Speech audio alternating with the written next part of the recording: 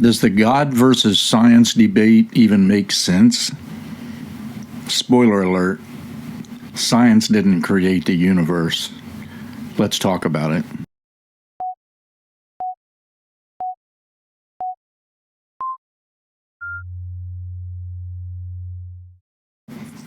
So this debate about God versus science has been going on for eons, I'm sure.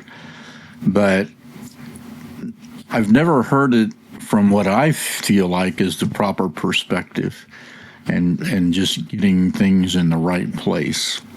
So let's discuss that a little bit. So here's the God versus science debate. And when we're talking about God, I think we're talking about the laws of nature, the things that God put in place.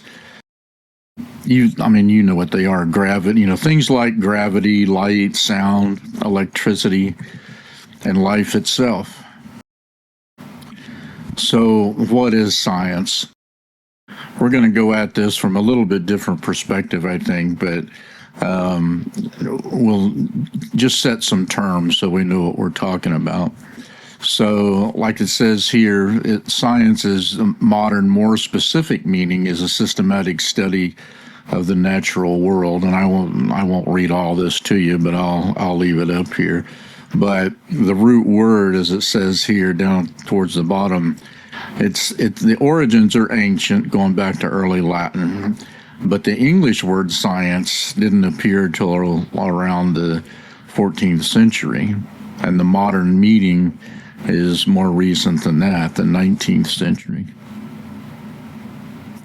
So why is this important? I think we need to be careful about throwing around the term science, just in general. So just looking at some of the sciences as we know them, and when they came about, the earliest science, astronomy, math, we'll talk about that, medicine, the natural sciences, what scientists were called before there was science, was a natural philosopher. But as you can see here, and feel free to stop the video so you can, if you're interested in the details of this. Later on, chemistry came in, optics, physics. Then after that, physics appeared, astronomy, chemistry, anatomy, physiology.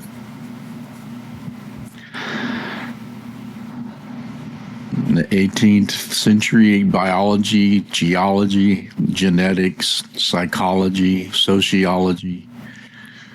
And then more recently, in many of our lifetimes, computer science and genetics came about. So just a word on the theory of evolution. When we talk about science and God, often the theory of evolution comes up. And I just always found it interesting that what everybody leaves out of the conversation is that Darwin was surprisingly candid about doubts and weaknesses in his own theory. He wrote about it. He put a whole chapter in the book, the famous book on the origin of species. So he even had doubts, or he knew there would be arguments, and he tried to address all the arguments that he could think of. But some of those arguments caused him to worry anyway. So, he didn't present evolution as a fact. He presented evolution as a theory. He was a scientist. He knew what he was talking about. He knows what a theory is. Okay, so the sciences are, as we just discussed, chemistry, biology, physics, astrophysics, all those, and some man-made laws, and we'll talk more about that. They're all human constructs developed to help us study, understand, and communicate the natural laws that God created. And again, there's some of the basics of the laws of nature. Math is the language humans develop to communicate the science behind what God created. Engineering is man's way of harnessing and developing the benefits of the natural laws God created. And technology provides human accessibility to what God created. So some of our man-made laws, we call them laws, but they're man-made laws, and they're through the years they've been created to establish standards from which to study, and they're basically a repeatable baseline. If you do this, you can expect to get that. And here are some of them. We'll just go through these quickly, but you've all heard of Newton's laws, gravitation, thermodynamics. Again, if you're interested in the details, you can stop the video. I find it interesting that a lot of these laws are communicated through math. As I mentioned, that's the language. Ohm's law, if you've had anything to do with radio or electricity, you're familiar with Ohm's law, having to do with current, voltage, and resistance. Coulomb's law, again, these are electromagnetism. Chemistry, the law of conservation of mass. In biology, Mendel's law of heredity. And there's then the astrophysics. We all know Einstein's theories, Kepler's laws, and then radiation, quantum mechanics. That's kind of a mind bender, almost literally, but there's the laws associated with quantum mechanics. So, in summary, here's what I think we're looking at. So God put in place what the universe needs to exist, are the laws of nature. Science is a set of tools that we develop to help explain what God created. Math is the common language we created to analyze and communicate science. Engineering is our way of understanding and designing ways to take advantage of what God created. And finally, technology provides access to the many permutations of what God made possible in our daily lives. So they're not, in no way is science and God mutually exclusive. No way.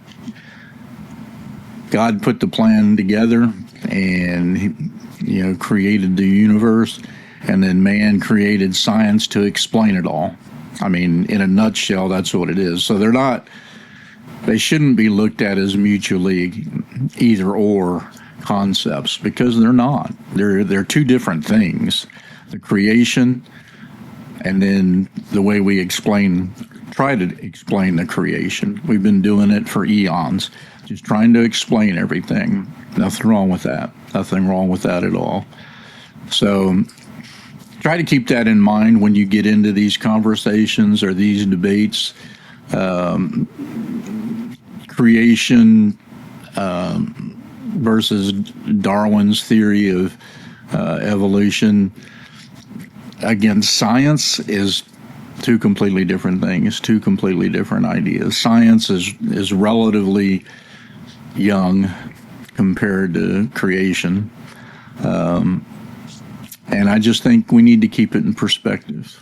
Whether you're a believer or you're an atheist, they're still two different things, and we need to keep that in perspective when we have those conversations. Okay?